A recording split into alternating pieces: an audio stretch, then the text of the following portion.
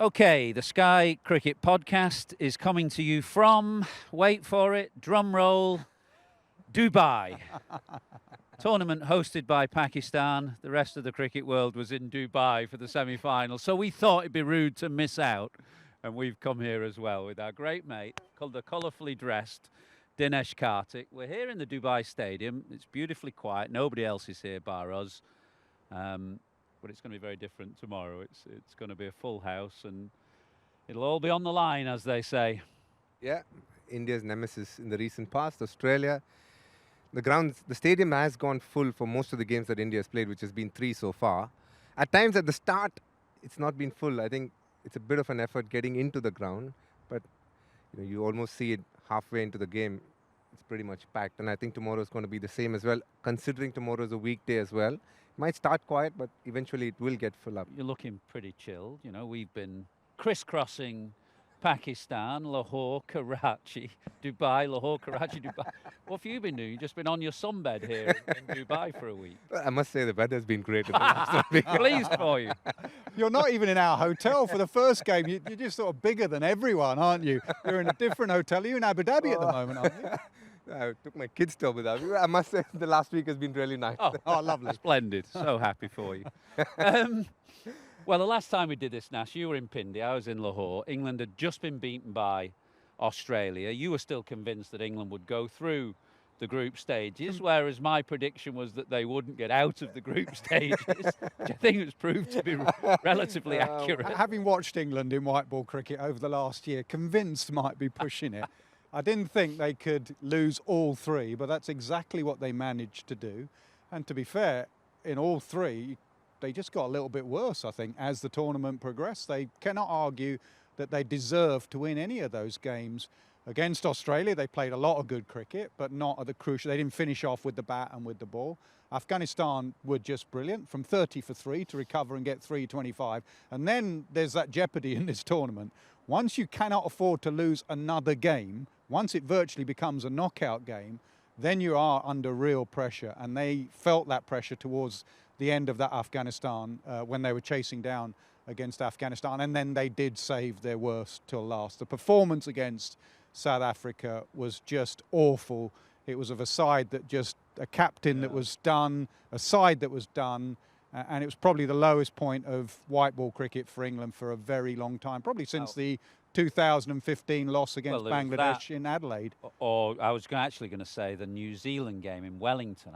You must have done that game, I don't think I was, no. I don't remember you being there. Beefy was certainly there. I was there. And that was the game where they almost lost before the break. They got bowled out, and then McCullum and somebody came out, and they almost lost by lunchtime. And I think this was certainly the worst performance since then, which is 10 years ago.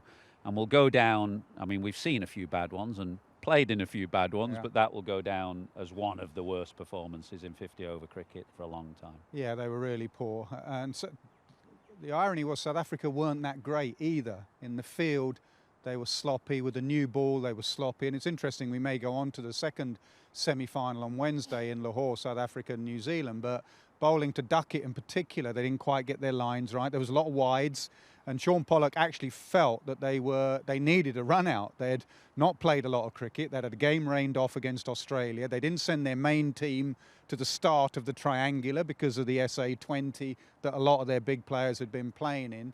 So that makes it even worse for England. But we've all been there.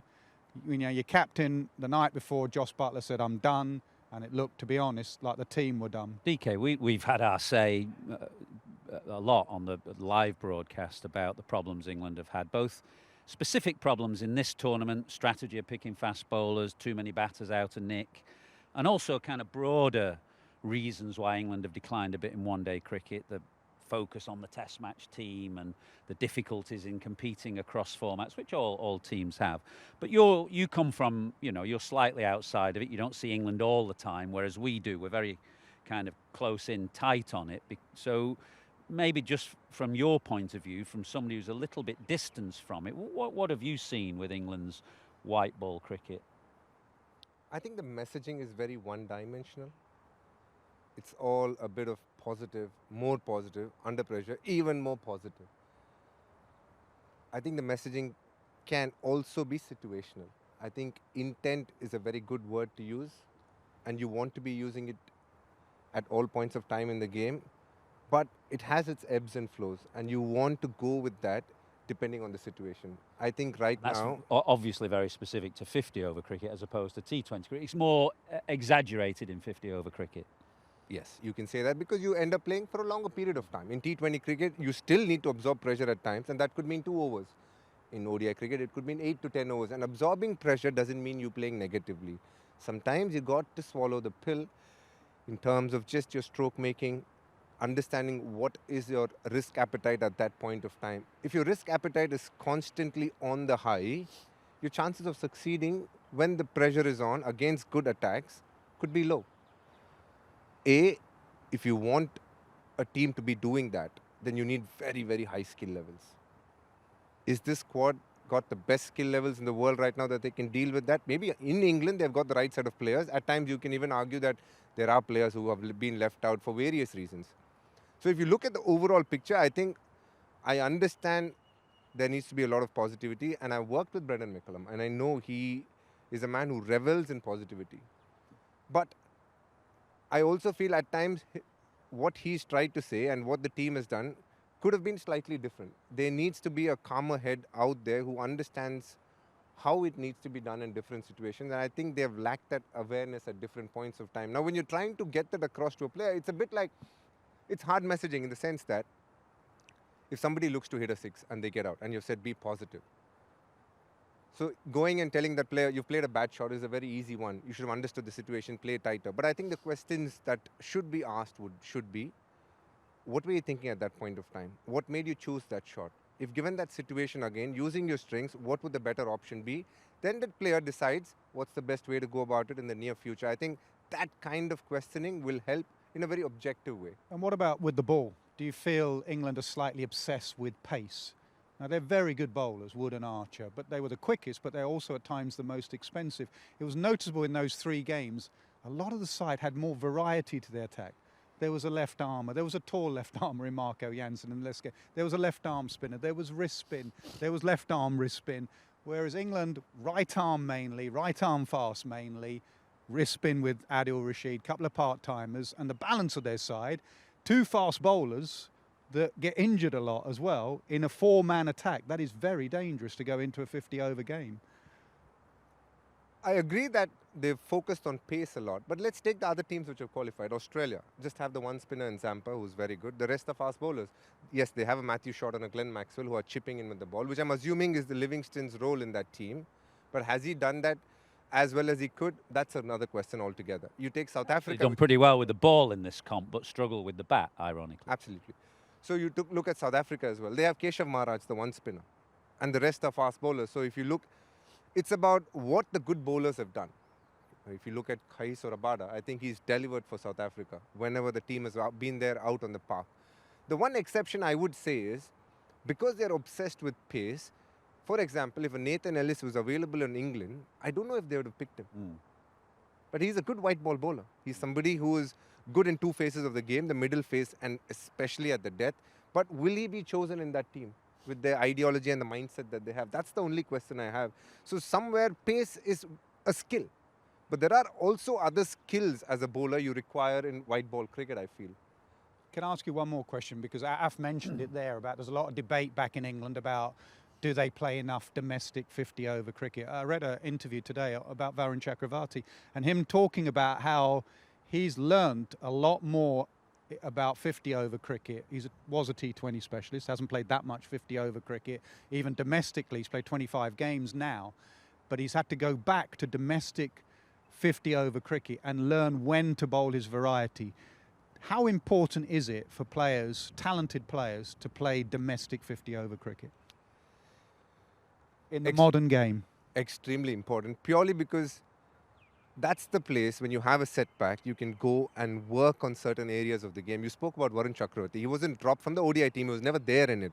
But he bowled well enough in 2 Vijay Hazare trophies. He plays for the same state as me and he played under me both the occasions. And the highest wicket taker in India in those comps across 2 years. Now, a bigger example for me is Shreyas Iyer. You know, he was not part of the test team. They dropped him from the T20 team. And the he had an issue with the short ball. But I think he went back to domestic cricket, found a way to work on how to play that shot, but more importantly, how to get out of the shot in case the ball is not there, because he was being compulsive at times. And teams were setting him up. Good bowling attacks do that against you. But he went back to domestic cricket, he changed a bit of his technique, and now I think he's much better suited in playing the short ball. Yes, the odd occasion he might get out, like he did against New Zealand. But I still think he backs himself to be consistent at it, and that is what domestic cricket does. Now with England, it's a big, it's a bit of a catch-22 situation, because the other Indian players or other teams are not going and playing domestic cricket. In England right now, white ball cricket in terms of T20 is given a lot more importance, but one-day cricket, they have literally that competition in the back burner. When we are doing the 100, I know that they're playing the Royal London One-Day Cup, and a lot of the times the B teams are playing, if I'm right. So they've actually lost the importance that they previously had for the 50-over format. Before we turn our attentions to the semi-finals, because there's a lot to talk about, two terrific games, that obviously a lot of debate at the moment about the captain, because Jos Buttler's stepped down. The good thing from England's perspective is that he's committed to international cricket. He wants to carry on playing, which is great news. Hopefully he can get back to his very best, because he's a world-class player. But England have to find a captain. They've got a test match captain. Do you have any thoughts, A, on who that might be, and B, there's some thought that they might actually turn to three captains now, that they might go a 50-over captain and a 20-over captain, because of the amount of Test cricket England play. That puts a tremendous pressure on somebody like Harry Brook, for example, who's across formats. Any thoughts on that?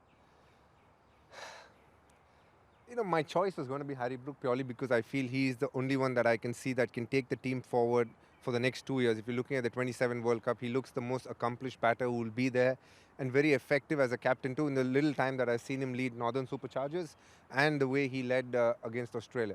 Now, the issue becomes, if you have three captains, a lot of the times this was going to be an issue for England, because A, they had two coaches. So when you're choosing two teams, the white ball team and the red ball team, there becomes a priority that you need to choose which player you want. For example, if it's Jofra Archer, where do you fit him in? In this series, you make him play red ball cricket, then the coach of the white ball team feels, oh, I'm missing out on one of the best players and the results don't go my way. You're going to judge me based on what the results are. But right now, the only plus is Brendan McCullum is doing all three formats. And you have Harry Brook. I just wish, if they give him the captaincy, which I think eventually it could be because of lack of options at this point of time, how they're going to fit him in terms of playing the whole season. That is going to be the biggest challenge as I look at it, because he's definitely an all-format player. But will his body last playing all three formats, considering the amount of Test cricket England plays way more than anyone else? And the mind, batting is more a mentally draining exercise, isn't it? Bowling's a physical thing. And I don't know, batting is a physically tough as well, but I just think it's your mind. You need to be fresh in the mind. To be honest, I heard both of you all, I think it was Nas who said that, can we look at a Lewis Gregory or a James Wins? One of those who are leading franchises, Sam Billings, Sam Curran for that matter. It's a tough one, because I don't know if they rate their skill to be part of this team. Then it becomes a little bit like a situation where probably South Africa had with Temba Bavuma. You're fitting him in case he has a few failures, then you're starting to question his ability to be part of that team. That's a tough one, isn't it? Yeah. Shall we move on then? Yeah. Too much doom and gloom about England, and listen, they haven't exactly. After last time's pod, the numbers we've gone viral. We've gone through the roof. So we must get on to India to keep those numbers. Well, up. just behind us, Steve Smith has come out actually, who's captain in Australia. Forget them. Let's tomorrow. talk India. Well, he's looking at the pitch. I can tell him now it's going to be bare and it'll spin. He's out there. So tomorrow, India, Australia. Memories fresh of Australia's triumph in Ahmedabad at the end of the 50-over World Cup against the odds triumph. India very much strong favourites tomorrow, I'd say. But are Australia the team they probably wouldn't want to play of the other three? Simply, I know they're missing some key players. Missing Cummins, Hazelwood, Stark, obviously. But simply because of all the teams, Australia's record in big matches, in ICC events, their temperament is usually rock solid come the big day. It used to be New Zealand for a wee bit. In these knockout games, they always had the better of India. But you have to say it's Australia at this point of time. If at all there is a team that they would think that on most days they'll challenge India, it has to be Australia. And it's actually what Ravi Shastri said, at this point of time, the mental block is more one player than Australia itself, Travis Headache.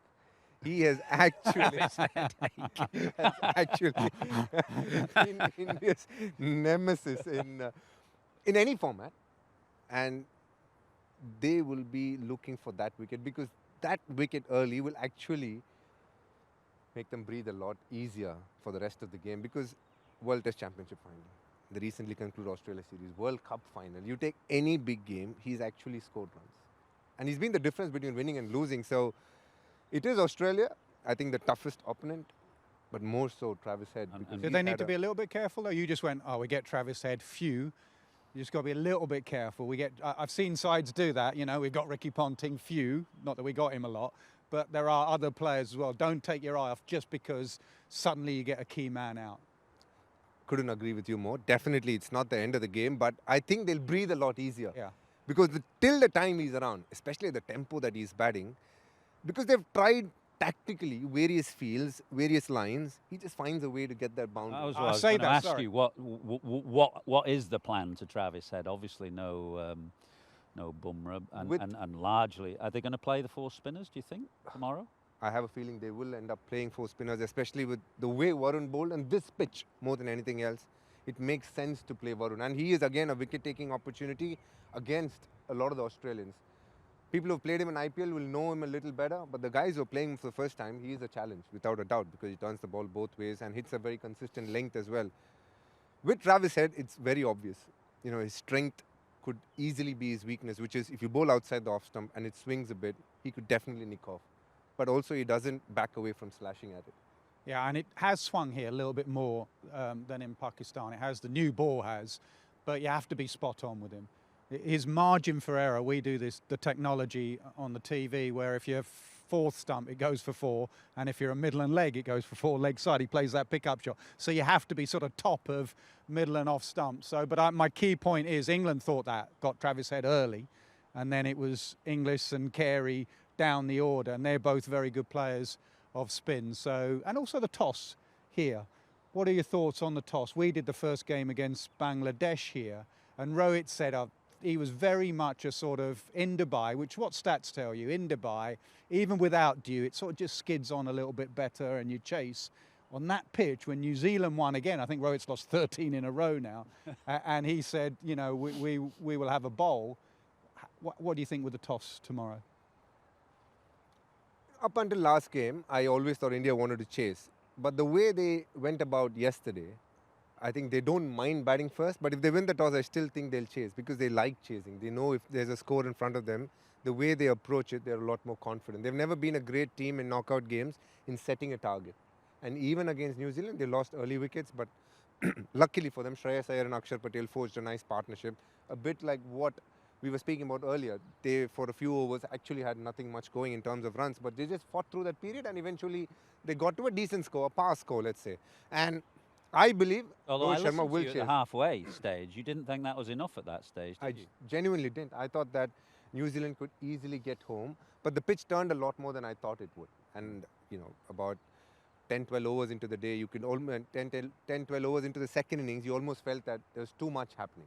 I saw you retweeted last night one of your tweets from a month ago. It will be a huge mistake if you don't pick Varun Chakravarti for the Champions Trophy. I told you months ago he is the man to win you the Champions Trophy.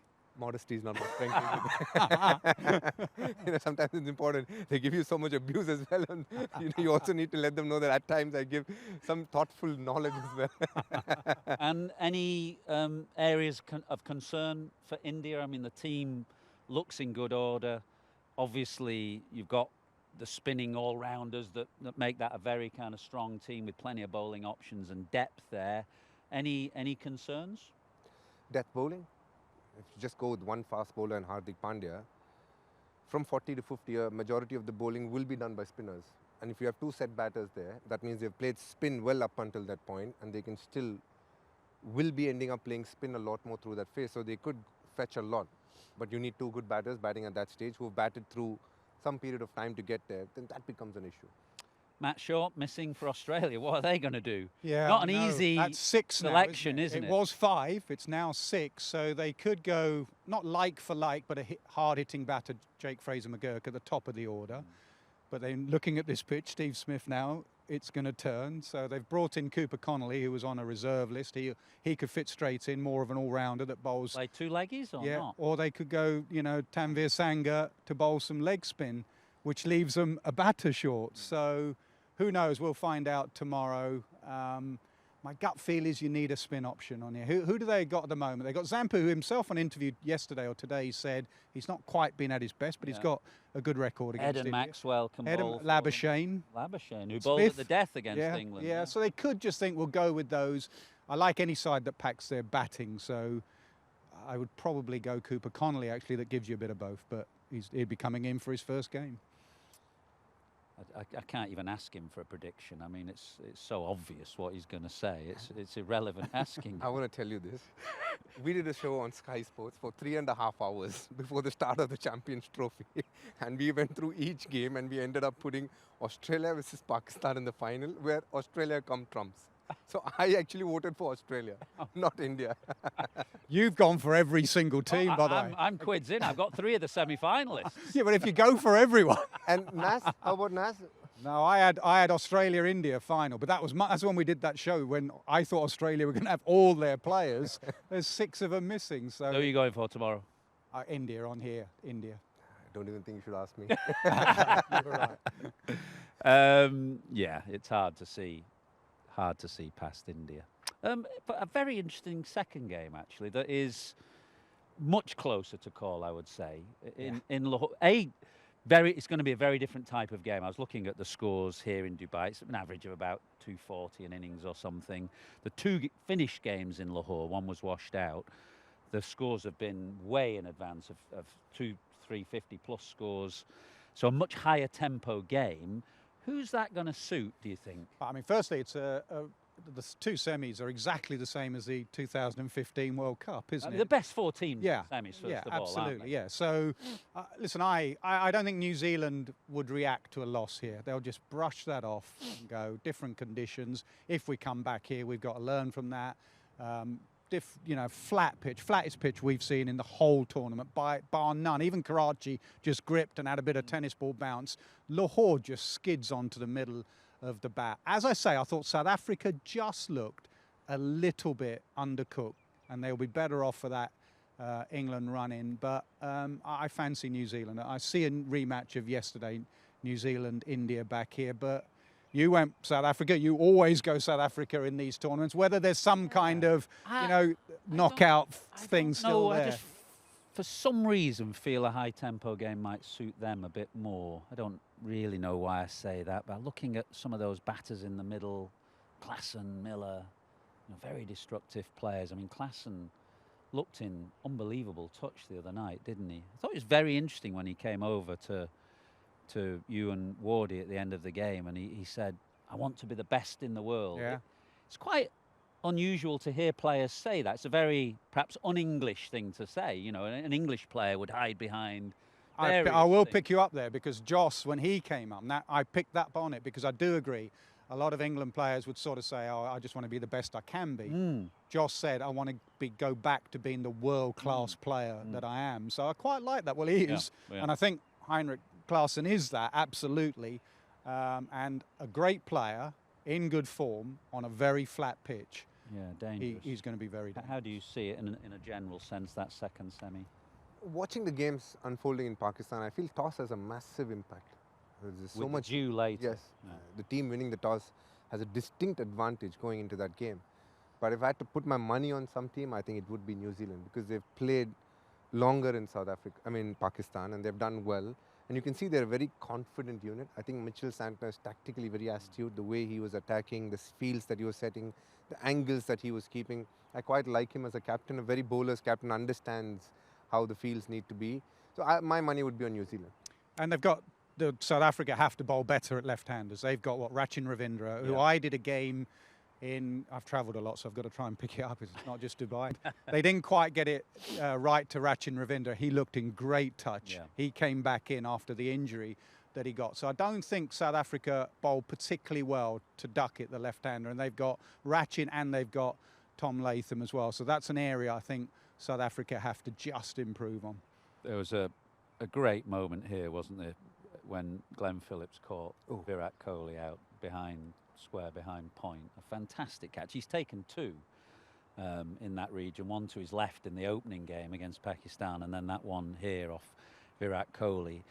Is he as good as we've seen in that position? I mean, we played Jonty Rhodes, Ricky Ponting, created havoc, didn't he, at backward point, to the point where he was creating run-outs because of the indecision. You just didn't know whether to go or not. Which you didn't nearly need with me, to be honest. No. You could have had anyone there. I had indecision. So, yeah, I think Rhodes was the best, but Glenn Phillips would have to be up there. Someone said the other day, I think Herschel Gibbs tweeted something like, he does drop some silly ones and catches blinders, and it reminded me of you, DK.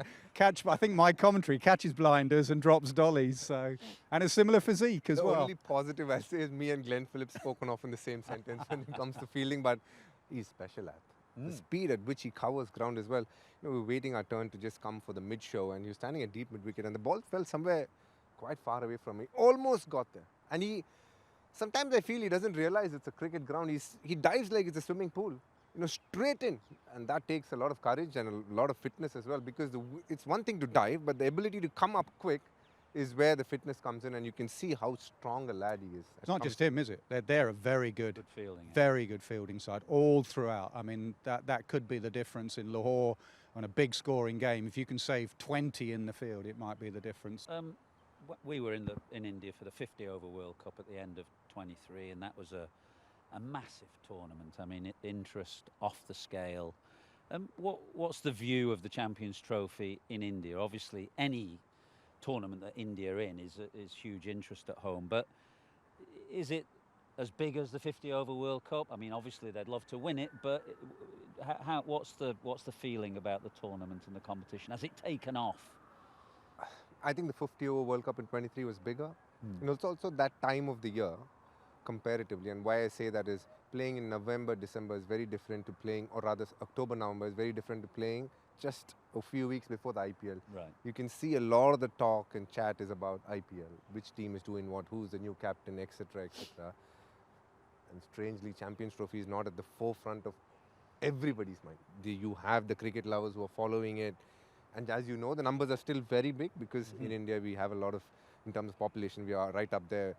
So the numbers are good, but I don't think it's as close to what the World Cup is, and also the timing, because it's so close to the IPL, it's taken a little bit out of the Champions Trophy. You know Rohit really well.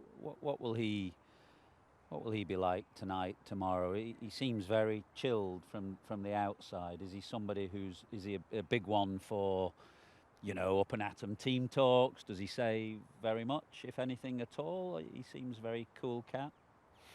Rohit is a very chill character, in the sense that because it's a big day tomorrow, he wouldn't do anything different. Whatever he's been doing, he'll try and follow that. But also, he's not a big talker in terms of team meetings. He doesn't portray like he's Martin Luther King, who can say the most smartest thing going around at that point of time to inspire people. But what he does do is, over a period of time, make people believe that he backs them. And that's why you've seen very consistent selections, try and hold on to the same set of players for as long as possible. Easily, things could have been very different if someone else was the captain. And there are a lot of players under the scanner here. Some things fell in place. For example, in the first ODI against England, Shreyas Iyer wasn't playing. It so happened that Virat Kohli got injured, so he came in. But under Rohit's watch, the one thing that he has done is just back players. He just backs talent that he believes in and gives them enough and more opportunities. And they almost feel indebted that, you know, the captain is backing me so much. So all I need to do is go out there and showcase my skills. And selection's been good, isn't it? I mean, they did leave Shreyas out, and he did come in, and then they've stuck with him. And yesterday, you know, bringing Varun in for that game, they've selected horses for courses, but like you say, they've backed him, and India's selection in general has been excellent over the recent period. Have they got many things wrong with selection? I differ a bit. I think Shreyas Iyer happened organically. If Virat Kohli wasn't injured, God knows what would have happened. But you're thinking about Shreyas Iyer, which is okay, but think about Yashasvi. He's part of the squad, but now he's removed to fit in a Varun Chakravarti because he went well in T20. Even yesterday's game, I think the courage to play the fourth spinner came because in a way, they knew they'd qualified. But I think if it was a game where the tournament was on the line, they would have still played the same 11 that won the previous game. So it was easier to make a decision like playing Varun Chakravarti against New Zealand compared to if that game against New Zealand was a knockout You game. don't think he would have played? No chance. I don't think so, at least. Even on that pitch? Yeah, it's the same pitch that they played in all 3 games. If that was the case, they should have played him in the first game itself. And I asked about Rohit. We've just seen Steve Smith here tonight looking at the pitch. He impressed me as captain against England. I think tactically he's very smart. Do you agree? He's always impressed me. He's very switched on. He's always involved in the game. His expressions, his will to win. I think that's the most important thing as a captain, is that absolute determination to win from any position. So even when England were going well, you know, batting first and partnerships were being built, Steve Smith felt that if we can have a period of 4 overs that just keeps them down to 6 and over on that pitch, and they only get 24, when Livingston and Butler could take them up to 380 and take the game beyond us, Steve Smith was constantly thinking, if I can have 4, and it doesn't have to be 4 overs with my gun bowlers, I could bowl Marnus here, and he could bowl 3 overs for 15, and that's dragged us back in the game.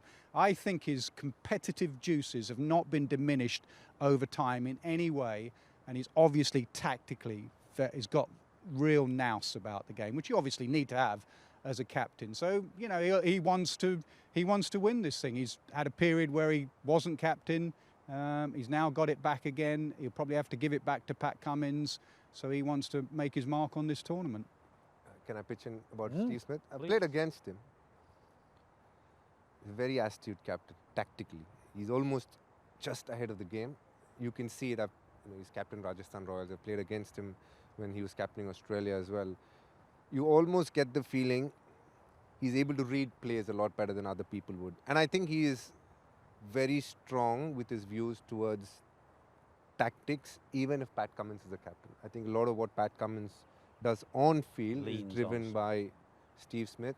And that's why you see, when you give a half-decent team or a good team to him, even in the MLC, he was a captain for Washington Freedom. He and Punter Ponting ended up winning. They've already announced him as a captain for Welsh Fire. So you can almost see that's his new lease of life, where he's going to be skipper in a lot of tournaments in franchisee cricket. And I feel, irrespective of the format, he is tactically very, very sound.